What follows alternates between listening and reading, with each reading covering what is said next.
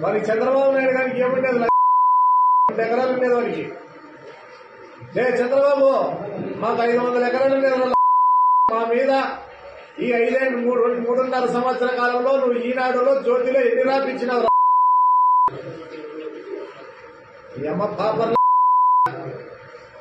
నీ బుద్ధి పుట్టినటువంటి రాయించినవరా మా మీద. సిబిఐ ఎంక్వైరీ కొడతాం రా. ఈ అమ్మ నీకెట్లా వచ్చినాయి అసలు, మాకెట్లా మేమేం చేశామనేది మా మీద రాపించుకుంటున్నాడు. ఈ జిల్లాలో కరెంటు ధర్నా చేసాం మా కాన్స్టిట్యున్సీ అంట. ఏది తీసుకుంటే మా కాన్స్టిట్యున్సీ నేనా అంటే ప్రకాష్ రెడ్డిని అన్నబెట్టి వేస్తానాడు కదా నిన్నే మీ ఇంట్లో వల్లనే. పాపర్ల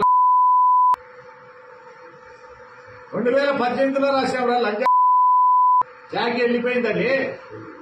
సాక్షి పేపర్లో 2018లో రాసింది.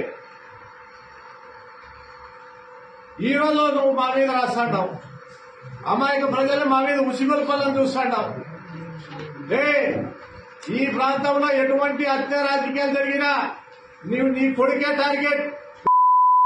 చంద్రబాబు నీ కొడుకే మొట్టమొదటి టార్గెట్.